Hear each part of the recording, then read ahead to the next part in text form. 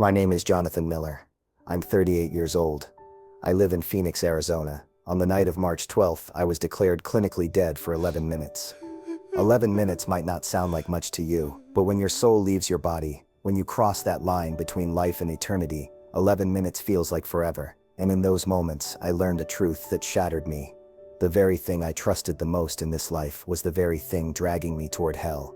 I had built my entire world on money. I thought financial security was the same as spiritual security. I thought being blessed meant my bank account was full. I even sat in church now and then, smiling politely, dropping checks in the offering plate as if God needed my tips. But deep inside, I was lukewarm, living a double life, chasing wealth Monday through Saturday, pretending to be holy on Sunday.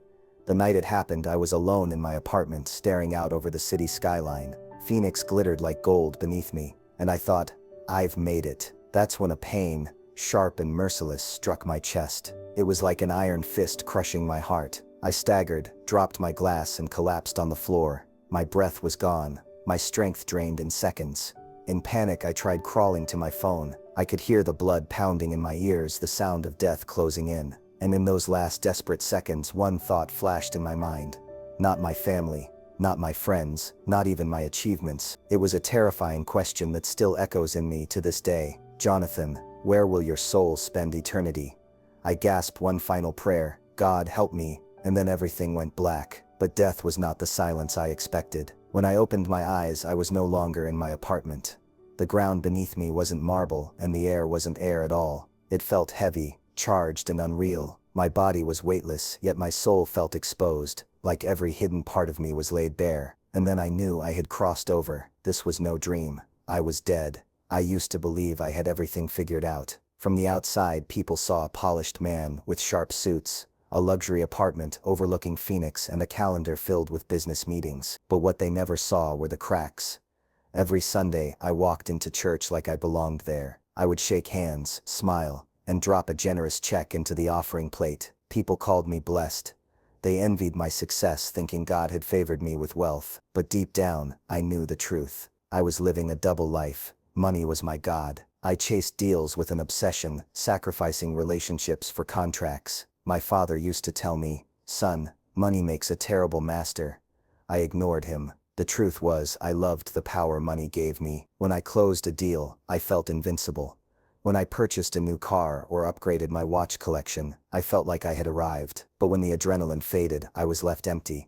I would attend Bible studies, even lead a few discussions. I quoted verses like Matthew 6:33, "Seek first the kingdom of God and his righteousness, and all these things will be added unto you." But the words rolled off my tongue like memorized lines. My heart was never in it. I was lukewarm.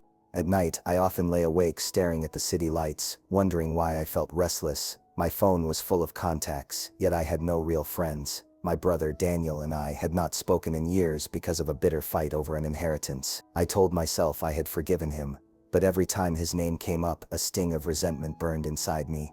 I prayed sometimes, but they were shallow prayers, requests for bigger deals, smoother contracts, more profits. I rarely thanked God. I rarely sought his will. If I am honest, I was afraid to hear his answer. Because what if he asked me to give up the very things I worshipped? Even in church, I wore a mask. People would say, Jonathan, you inspire me. And I nodded, pretending to be humble, but secretly loving the praise. Hypocrisy had become my second skin. And yet in quiet moments, a small voice whispered inside me, this is not enough. You cannot serve both God and money. I silenced it by working harder, by throwing myself into success, but the cracks were spreading. I remember one night sitting in my apartment staring at a contract worth millions. I thought, if I sign this, my future is secure. But another thought haunted me. What if I gained the whole world and lost my soul? That question would not leave me. It clung to me, even as I brushed it aside. I had no idea how soon I would discover the answer in the most terrifying way imaginable. The weeks that followed felt like a blur of success on the outside and chaos on the inside. My company was expanding. My name was appearing in magazines, and clients toasted me as a man of vision. But beneath the surface, my life was unraveling.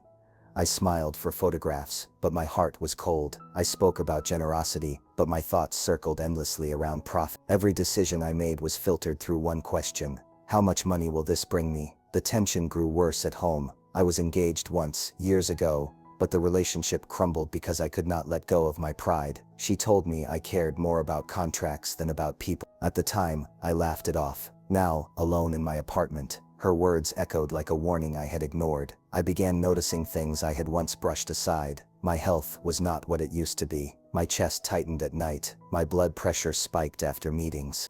The doctor warned me to slow down, but I told myself I was too important, too busy. I popped pills to silence the symptoms, not realizing they were signals of something deeper, something my money could not fix. Even at church, I felt the divide widening. The pastor preached from Revelation 3:16. Because you are lukewarm, I am about to spit you out of my mouth. His words pierced me. I shifted uncomfortably in my seat, convincing myself it was meant for someone else. But in my heart, I knew it was for me. One evening, I found myself at a family dinner. My mother, with tears in her eyes, begged me to reconcile with Daniel. "Jonathan," she said, "life is too short for grudges." I forced a smile, changed the subject, and buried my discomfort with another sip of wine. But her words lingered. That night, I lay awake staring at the ceiling. My heart was pounding harder than usual, and I felt an unease I could not explain. It was as if my soul itself was restless, warning me of something approaching. I told myself I had time. I told myself tomorrow would be different, but tomorrow never waited. Because only days later, I would find myself collapsing in my apartment, surrounded not by the applause of clients, but by the silence of death closing in. I will never forget that night. It began like so many others. The city lights glittering outside my window, the hum of traffic far below, and me pacing the floor of my luxury apartment, my mind tangled in numbers and deadlines. I had been feeling pressure in my chest all day, but I brushed it off. I told myself it was just stress, just another hurdle I could buy my way through. But as the hours passed, the pain grew sharper, stabbing deep, stealing my breath. I poured a glass of water, telling myself I would be fine. But when I lifted the glass, my hand trembled. The room tilted. The glass slipped from my fingers and shattered on the floor. My heart thundered wildly, then suddenly lurched into a rhythm that felt wrong, like a drum out of sync. I staggered toward the couch, clutching my chest. "Not now," I whispered. "Not to." But my legs gave way. I collapsed, my body crashing against the hardwood floor. And then, silence. I could hear the faint hum of the city, but it was fading. My vision blurred. My chest burned as if a fire raged inside me. I gasped, but air no longer filled my lungs. My body convulsed, fighting, desperate, but weaker with each second. The last sound I heard before everything went black was the frantic ringing of my phone on the counter. A client's name flashed on the screen. Even in that final moment, my life was reduced to business. And then, nothing. At least, that is what I thought. Because suddenly, I was standing, but not on the floor. I was above it, looking down at myself sprawled out like a broken doll. My eyes were open, lifeless, my skin pale. For a moment, I could not comprehend it. "No," I whispered, though no sound came from my lips. "That is not me." But it was. My body lay motionless, and yet I was here, hovering, aware, alive in a way I had never been before. The door burst open. My neighbor's panicked voice filled the room. She had heard the crash. She screamed my name and dialed 911. Moments later, paramedics rushed in, their voices sharp, urgent. "Cardiac arrest," one shouted. "No pulse." I watched them drop to their knees beside me, pressing hard against my chest, forcing air into my lungs.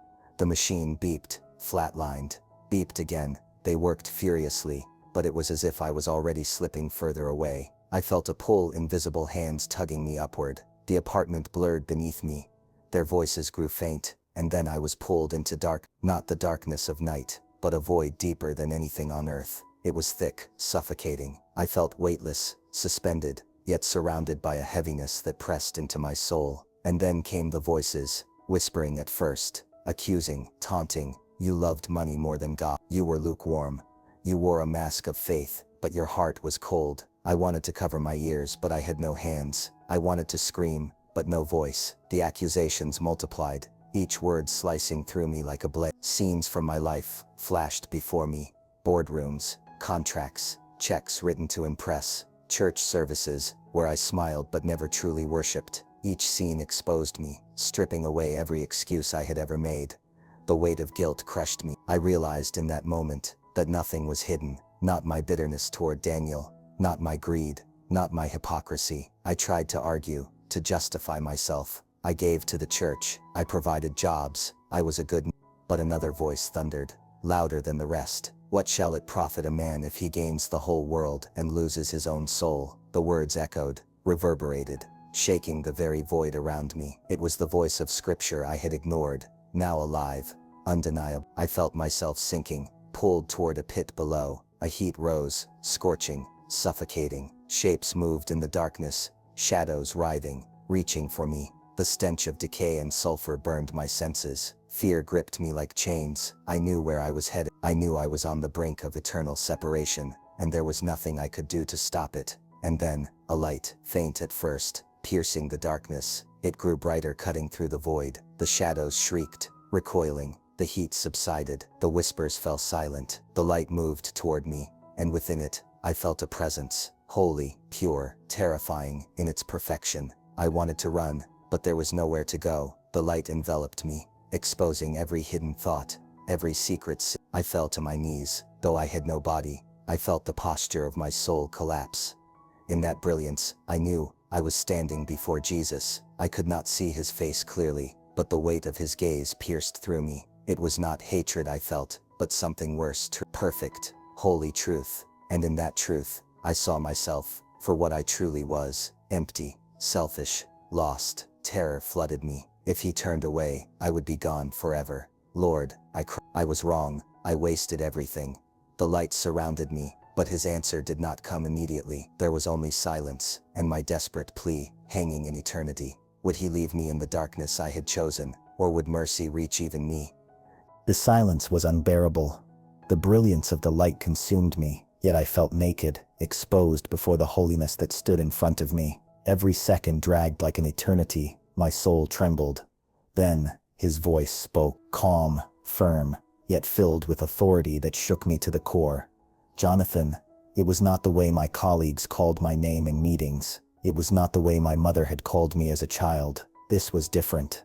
His voice knew me, knew the deepest part of me. Why did you live for yourself? I opened my mouth, but words stumbled out like broken fragments. Lord, I thought I was doing well. I worked hard. I gave to the church. I provided for others. The light grew brighter. The images of my life unfolded again. Business dinners where I drank too much. Deals made with pride and greed. Sundays where I stood in church clapping and smiling. Yet my heart was cold, absent. You honored me with your lips, but your heart was far from me. His words echoed Matthew 15:8, and I could not deny it. The weight of truth was suffocating. My knees, or whatever form I had, buckled beneath me. Lord, please, I wanted success. I thought, you blessed me with it. Was it wrong to want more? Your love of money became your master, he said. No one can serve two masters.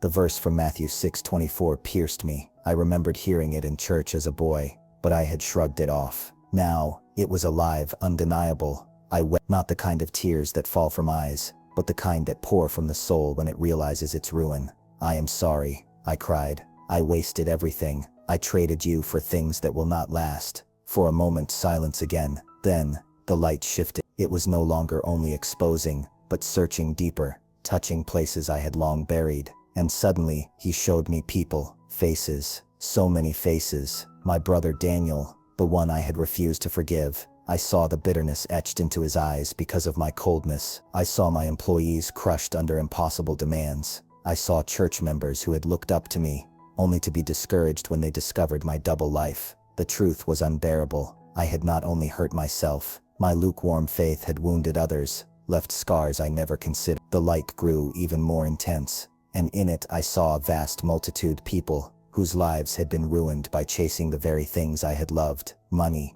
fame, appearance. Some faces I recognized, others I did not. All of them were entangled in the same chains I had worn proudly. Then his voice again. You were an example, Jonathan, but you chose the broad road. I shook my head. I did not mean to mislead anyone, but you lived as if I was an accessory, not your Lord. You cannot serve me part-time. The words struck me harder than any rebuke I had ever received. My life, my achievements, my reputation, none of it mattered. All that mattered was him, and I had missed it.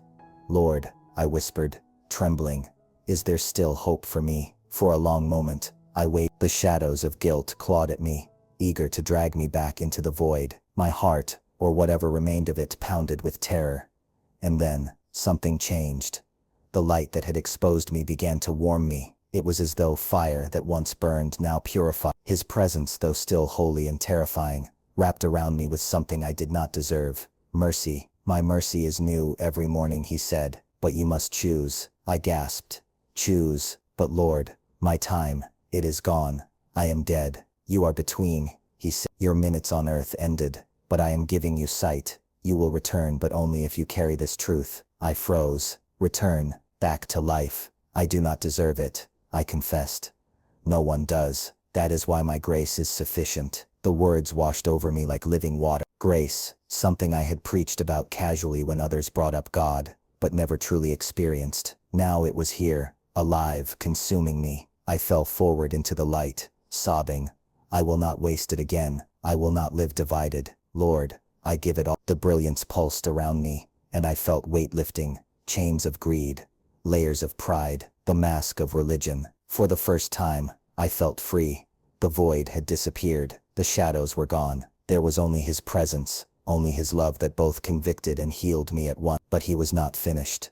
Tell them, he said. Tell them what you saw. Tell them the everyday habits that lead to destruction. Tell them lukewarm faith is no faith at all. Tell them that love of money is a snare. Warn them. Call them back to. His words struck like lightning, clear, undeniable, unforgettable. And then, the light began to fade, slowly at first, then rapidly, like a door closing. Panic surged within me.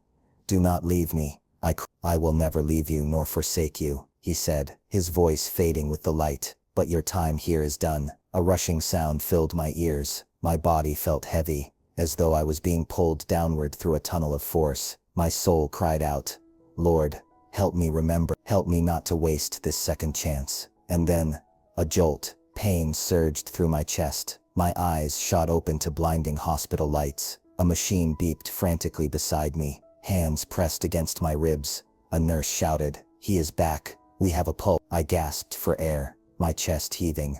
The world around me blurred with tears, but this time not from fear, from gratitude. I was alive, and nothing would ever be the same again. When I opened my eyes again, I wasn't back in the hospital bed. I was standing on the edge of something that looked endless. Before me stretched a vast darkness, deeper than any night sky I had ever seen. And yet, far in the distance, I could see sparks of light, like stars, but I knew instinctively that they weren't stars. They were souls, countless lives, suspended between where I stood and what lay further ahead. A voice, steady but sorrowful, echoed around me. This is the place many choose without realizing. I looked around. What do you mean? I asked, my own voice trembling. The voice didn't answer immediately. Instead, the darkness parted just enough for me to see scenes playing out. Flashes of men and women, laughing, buying, selling, living for money, chasing pleasures. Faces I didn't recognize, yet somehow I understood their story. They were people like me, driven, successful on the outside, but empty on the inside. A deep ache hit my chest as I realized the truth. This wasn't just about them. This was about me. I tried to step back, but my feet wouldn't move. It was as if the ground itself wanted to pull me forward. Panic shot through me. I cried out, I don't belong here. I thought I was doing well. I provided. I achieved. I lived a good life. That's when the voice answered again, sharper this time. What does it profit a man to gain the whole world, yet lose his soul? The words pierced me like fire. My entire life replayed in front of me. The deals I closed, the cars, the house, the applause from colleagues. But then came the other side, the compromises, the neglect of prayer, the shallow excuses I made to avoid God. I saw myself choosing money over family time, pride over humility, comfort over faith. And for the first time in my existence, I couldn't justify it. I couldn't hide behind excuses. Is there still hope for me? I whispered, almost too afraid to ask. The silence that followed was unbearable. My chest tightened as if the weight of eternity pressed against me. And then, just faintly, I heard a whisper that didn't come from the darkness, but from somewhere far beyond it. Call on me while there is still time. The lights in the distance grew brighter, pulling my gaze away from the shadows. Something stirred inside me, a desperate longing, but I could also feel the pull of the darkness, stronger with every heartbeat. I turned in circles, caught between two forces, and screamed into the void. What would you choose if this was you standing here? Would you cling to the money and status, or reach for the one who offers eternity? I'll leave that question for you. Think carefully before you answer. I felt myself suspended between two forces, one pulling me toward the void, the other toward that faint but growing light. My body wasn't flesh anymore, yet every sensation was sharper, every emotion magnified. The whisper I had heard, "Call on me while there is still time," echoed in my mind like a final chance. Suddenly, the darkness opened wider, and I saw what lay beneath it. Flames. Searing, violent flames that weren't like earthly fire. They consumed but never ended. And within them, I saw faces, countless faces. Their screams rose up like a storm, shaking me to my core. These were not nameless strangers. These were people who had once laughed, loved, built homes, chased dreams, just like me. Their cries weren't of pain alone, but of regret, unending and unbearable. The pull toward that abyss grew stronger. I dug my heels into the unseen ground, though I had no feet to stand on. "Please," I cried out into the void. "I don't want this." "I didn't know," the sorrowful voice answered again. "You were warned. Creation itself warned you." My spirit whispered, "But you silenced him. How long will you waver between two masters?" The words pierced me with undeniable truth. My whole life came back in rapid flashes. Not years, not months, but moments of choice. Times when I felt that tug in my conscience, but chose money instead. Sundays I traded church for business trips. Nights, I numbed my emptiness with parties and empty laughter instead of prayer. Faces of people I hurt for my own gain. Employees I fired without compassion. Friends I abandoned when they needed me. And then my wife's face. Her gentle voice pleading with me to slow down, to turn to God, to pray with her. My son asking why I never had time to come to his games. My daughter's eyes, searching for reassurance I rarely gave. It all crashed into me, unbearable. I fell to my knees, or whatever form I had, and screamed. I thought success would make me whole. I thought providing was enough. The voice thundered in reply, shaking the entire realm. "I never asked for your success. I asked for your heart." As those words sank in, the light ahead blazed brighter. For the first time, I could see more clearly. It wasn't just light. It was a realm alive with beauty beyond imagination, colors that didn't exist on Earth, music that wasn't heard with ears but with the soul. I felt a peace radiating from it, so overwhelming I wept, just to sense it. And standing at the edge of that brilliance was a figure. I couldn't make out his face, but I knew instantly who he was. Every part of me recognized him. Jesus. His presence was both terrifying and tender, holy beyond measure yet filled with a love that pierced me deeper than any shame. I collapsed before him. "Lord, I'm not worthy. I wasted everything. I chased after shadows while ignoring you." For a long moment he didn't speak. Instead he showed me my life again, but this time, from his eyes, I saw every moment he had tried to reach me, the sermon I mocked, the friend who shared the gospel at work, the car accident I survived, that should have ended me. Even the quiet moments, when I lay awake at night staring at the ceiling, feeling that emptiness, I realized those were his whispers, his invitations, and I had ignored them all. Finally, his voice broke the silence. "You loved the world more than me. You sought wealth, yet you were poor. You sought applause, yet you were unseen in eternity. You wore the mask of faith, but your heart was far from me." I wept uncontrollably. "Please, Lord, don't cast me away. Give me one more chance." And then something happened that shook me even more than the flames or the light. He showed me the narrow road. Few walked on it. I saw believers who had sacrificed, who had chosen faith over fame, love over greed. And then I saw the broad road, filled with people who looked happy, religious even, but carried hidden compromise. My chest tightened as I realized I was among them. "Many will say to me on that day, 'Lord, Lord,'" his voice declared, "but I will say I never knew you." My soul quaked. I reached out my hands desperately. "But Lord, I know you now. I see the truth now." His gaze, though hidden, seemed to burn through me. I felt stripped of every excuse. But then something unexpected. Amid his justice, I felt mercy. A love I couldn't deserve washed over me. And for the first time, hope sparked in the middle of my despair. "Why are you showing me this?" I asked, trembling. "Because mercy still cries out, but it is for you to choose. Will you continue as you were, or will you turn fully to me?" The flames below roared louder as if jealous of the possibility. The light before me shone brighter, urging me to step toward. I felt torn in half, my past failures weighing me down, His mercy pulling me up. In that moment I want to ask you watching this, if your life ended tonight, where would you stand? Would you be among the countless who chased money, pleasure and compromise? Or would you be among those who surrendered all, for Christ? Think about it, because the choice is real and eternity waits for no one. I lifted my head, tears streaming, and whispered with everything in me, Jesus, I choose. The moment those words left my soul, everything shifted. The flames receded, the pull of darkness broke, the light enveloped me, and for the first time, I felt truly alive. A warmth unlike anything on earth filled me, as if every wound, every regret was being healed at once. I fell face down, sobbing, overwhelmed by His love, and I heard Him say, not with anger, but with a gentleness that shattered me completely, go back and tell them, warn them, time is short. And with that I felt myself being pulled backward, as though through a tunnel of blinding light. My body convulsed, and I gasped for air. I was back in the hospital, machines beeping, doctors shouting. Life had returned to me, but I knew I would never be the same again. When I opened my eyes in that hospital bed, I could still feel the echo of eternity pulsing in my chest. The machines beeped steadily, nurses whispered about my recovery, and my family cried beside me. But inside, I knew this was not simply survival. This was a calling. For days I lay there replaying everything, the flames, the light, His voice. Every time I closed my eyes, I remembered His words, go back and tell them, warn them, time is short.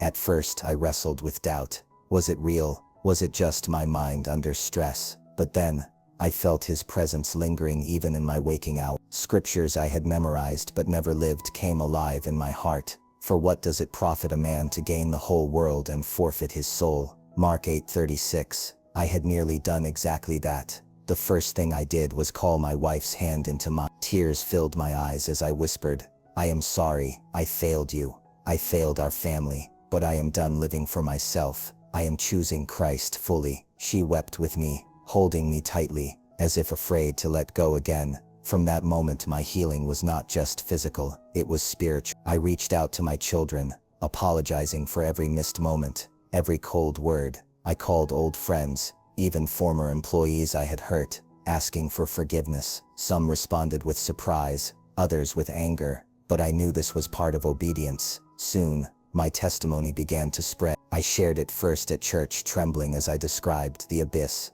the cries, the moment of mercy. The sanctuary grew silent, many weeping, many praying with urgency. Some later told me they rededicated their lives to Christ that day. Opportunities came to share in Bible studies, then conferences, then online. Each time I reminded myself, this is not my story, this is His. I am simply a witness, who was spared to sound the alarm. But more than speaking, I began living differently. Success no longer defined me. Forgiveness became daily practice. Every morning I ask, Lord, search my heart. Do not let hidden sins grow. I am not perfect, far from it, but I walk with humility, knowing how close I came to eternal loss. And now I share this with you watching or listening. Eternity is not a distant theory, it is one breath away. I saw it, I stood on its edge, and I was given one more chance. I urge you, do not waste yours. If there is bitterness in your heart, forgive. If there is compromise in your life, surrender. If you are running from God, stop now, and turn back. His mercy is still calling, but none of us know how much time we have left. I was dead for only minutes, yet what I saw changed everything. Imagine what forever will be like. Choose wisely, choose Christ while you still can. Because I promise you, eternity is real. I stood between darkness and light, and I realized too late how empty my life had been chasing money, comfort, and appearances. I was given a second chance, but not everyone will. Now I have to ask you, what do you think is more dangerous for the soul, living a double life in lukewarm faith, or openly rejecting God altogether?